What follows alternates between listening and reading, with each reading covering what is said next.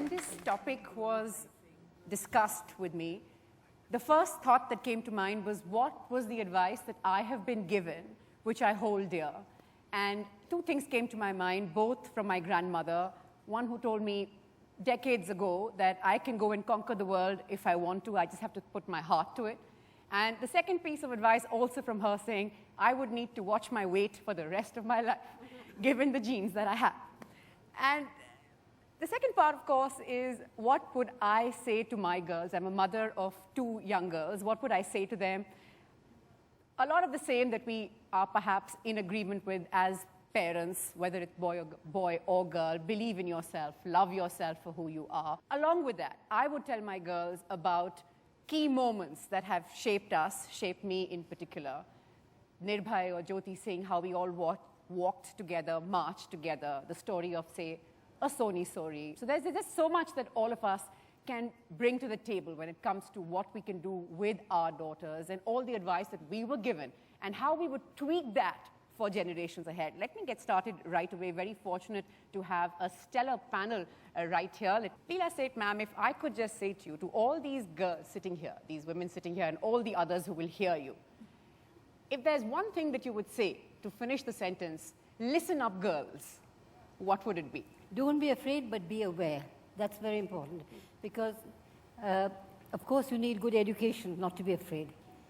And you need to be aware because the world is not a simple place where you can go anywhere without fear. But do what your heart tells you to do.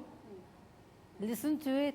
And don't worry if your parents tell you to go a different way. Right. Listen to yourself. Right. Be confident and listen to yourself. Look it through because you must know the consequences. If I could just ask you here, sir, very quickly, what is the one piece of advice that you believe that you've given your daughters that's held them in good stead? And with the wisdom of hindsight, the one thing that you did not tell them I told that you them wish very you had. frankly, think well and do exactly what you feel you want to do. Right.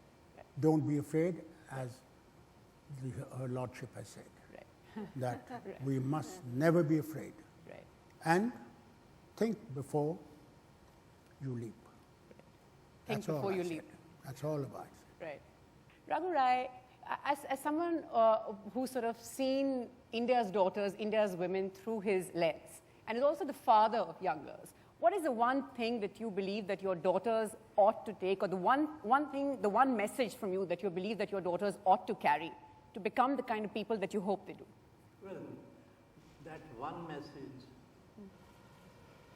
needs a larger connection, you know. That first thing, connect, listen, and absorb. And then see what your heart tells you. It's simple. You know, basically, that's what we all need to do, and this is how we can live vibrantly. And there are many examples, you know, of these young little ladies, you know, where they express themselves with such a strength and clarity because they've been living like this. There are lots of people who would say that the one advice that people were given decades ago is not always what you can give a generation that's going to sort of be coming into its own, say, 2 decades from now. What is the one thing that you would tweak, or what has changed? I would just add that, you know, do it with conviction. Just believe in yourself because, you know, be part of the change that you want. Create that change. Don't wait for others to make it happen because we're just part of that journey. And you are going to be an important stakeholder in making that change. Make that change. And someone who's done that is Aarti. Aarti, आप उनमें से हैं जिन्होंने politics में अपना जो काम कर रहे थे छोड़ के पॉलिटिक्स में इन्वॉल्व हो गए. जब आपने ये किया तो घर पे क्या रोज लोगों को समझाना पड़ता था कि मुझे ये करना है, मुझे ये करने दीजिए? यहाँ सब बोल रहे हैं फॉलो योर हार्ट, सोच लीजिए बट फॉलो योर हार्ट, जो दिल में है वो करिए. बट रियलिटी आपके लिए कैसी थी?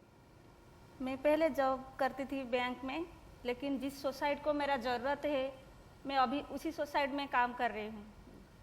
इन माय ओपिनियन ऐसा नहीं है कि हमको लड़का जैसे बनना है. जैसे सन का एक एनर्जी है, हवा का एक एनर्जी है, ऐसे औरत का भी एक एनर्जी है. इसी एनर्जी को हमको यूटिलाइज करना है और आगे बढ़ना है. इसलिए मैं मेरे गांव में सारे औरत को लेकर मैं काम कर रही हूँ और आगे बढ़ रही हूँ. In my opinion, there is no difference between the boys and girls.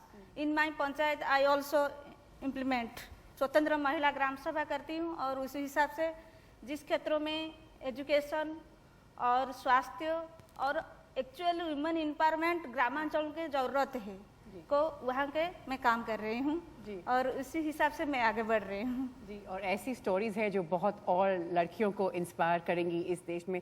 Just to say, the cynics would say that for all the talk around women's empowerment, there's, on the ground, the stories are still very horrific. We are still a society where revenge against men in a family is still taken through their women, whether it's rape or acid attacks. So how much has really changed? You have seen 21 years ago the situation, you're seeing the present, and you will see the future as well.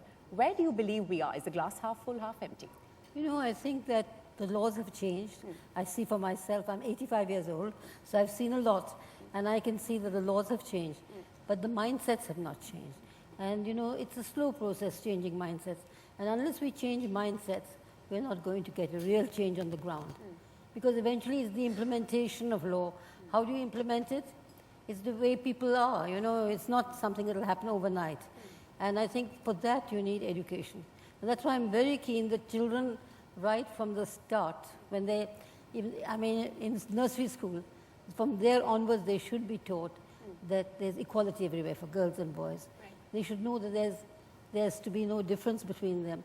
And it's parents and teachers who have to do that, Right. So unless you put it in their minds from then, it's not going to happen easily. Right. So I think that's the lesson, you have to start there. Right.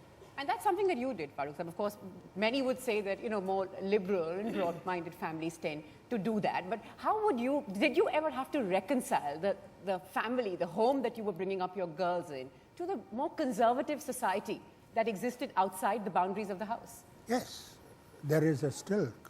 India is still conservative. There is no doubt about it. We still do not want the women to rise to the level where the man will feel inferior. That's unfortunate. It is there. The young lady was burnt. After 3 years or something, she went home.